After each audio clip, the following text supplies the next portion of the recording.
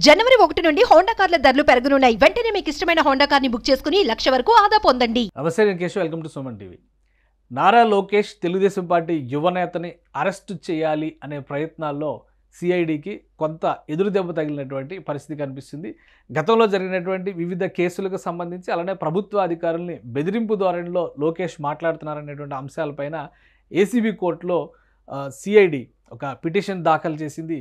కానీ ఆయన వెంటనే అరెస్టు చేయడానికి అనుమతి ఇవ్వాలనేటువంటి విజ్ఞప్తిని కోర్టుకి చేసినటువంటి పరిస్థితి. అయితే ఏసీబీ కోర్టు ఈ నిర్ణయాన్ని, ఈ విజ్ఞప్తిని తోసిపుచ్చినటువంటి పరిస్థితి. అయితే దీనికి సంబంధించినటువంటి నోటీసులు మాత్రం నారా లోకేష్కి జారీ చేయాలని ఏసీబీ కోర్టు ఆదేశాలు జారీ చేసింది. అదేవిధంగా ఈ కేసు విచారణని జనవరి 9వ తేదీకి వాయిదా వేసింది. అసలు కేసు ఏంటి అనేటువంటి అంశాన్ని కనుక మనం పరిశీలిస్తే వివిధ సందర్భాల్లో రాష్ట్రంలో జరిగినటువంటి అనేక రాజకీయపరమైనటువంటి అంశాల విషయంలో ప్రకటనలు చేస్తున్నటువంటి సందర్భంలో కొంతమంది పోలీసు అధికారులు కావచ్చు, ప్రభుత్వ అధికారులు కావచ్చు అత్యుత్సాహం ప్రదర్శిస్తున్నారు. అలాంటి వాళ్ళందరికీ కూడా తగిన బుద్ధి చెబుతాం భవిష్యత్తులో అనేటువంటి మాట చెప్తూ దీనికి సంబంధించి ఒక రెడ్ డైరీ మెయింటైన్ చేస్తున్నట్టుగా నారా లోకేష్ యువగళం ముగింపు సభలో ఒక ప్రకటన చేశారు. ఈ రెడ్ డైరీలో దీనికి సంబంధించినటువంటి అనేక అంశాలు పొందుపరిచామని, వారందరికీ భవిష్యత్తులో రాబోయేటువంటి రోజుల్లో తమ ప్రభుత్వం అధికారంలోకి వచ్చిన తర్వాత చర్యలు తీసుకోక తప్పదనేటువంటి హెచ్చరికని ఆ సభావేదిక ద్వారా చేశారు. అంటే దీంతోపాటు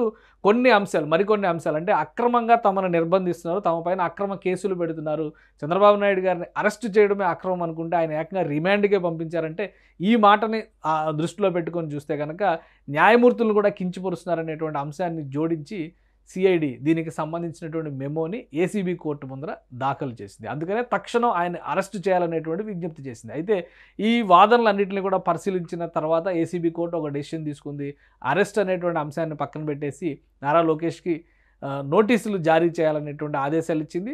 అయితే దీనిపైన సమగ్ర విచారణ తర్వాత మరొక వాయిదా అంటే 9వ తేదీకి వాయిదా వేశారు. 9వ తేదీన విచారణ తర్వాత నిర్ణయం తీసుకునే అవకాశం ఉందనేటువంటి క్లారిటీ ఇచ్చింది. ఇదో సిఐడి చేసిన ప్రయత్నాలు, ముఖ్యంగా లోకేష్ అరెస్టు కోసం చేసిన ప్రయత్నాలు ఒక విధంగా వెనక్కి మరలినట్టుగా చూడాల్సి ఉంటుంది. వాస్తవానికి లోకేష్ చేసినటువంటి ప్రకటనలో ఎలాంటి రాజకీయ దురుద్దేశాలు లేవని, జరుగుతున్నటువంటి పరిణామాల మీద మాత్రమే ఈ వ్యాఖ్యలు చేశారనేటువంటి మాటను విపక్షాలు చెప్తున్నాయి. దీనికి కారణం ప్రధానంగా విపక్షాలు ఎక్కడ ఏ ఆందోళన చేసినా కానీ విపక్షాలకు సంబంధించినటువంటి నాయకుల్ని అలానే కార్యకర్తలని అక్రమంగా పోలీసులు కానీ ఇతర అధికారులు కానీ నిర్బంధిస్తున్నటువంటి ప్రయత్నం ఉంటుంది. అలానే అక్రమ కేసులు బనాయించడం ద్వారా రౌడీ షీట్లు కూడా ఓపెన్ చేస్తున్నారనేటువంటి విమర్శని విపక్షాలు చాలా కాలంగా చేస్తున్నాయి. ఈ అంశాలనే లోకేష్ మరోసారి ప్రస్తావించారు తప్పితే ఇందులో ఎలాంటి వివాదాస్పదమైనటువంటి అంశాలు లేవు అనేటువంటి మాటని తెలుగుదేశం పార్టీ నాయకులు చెబుతున్నారు. సో కోర్టు ఎలాంటి నిర్ణయం తీసుకునేదని వేచి చూడాలి.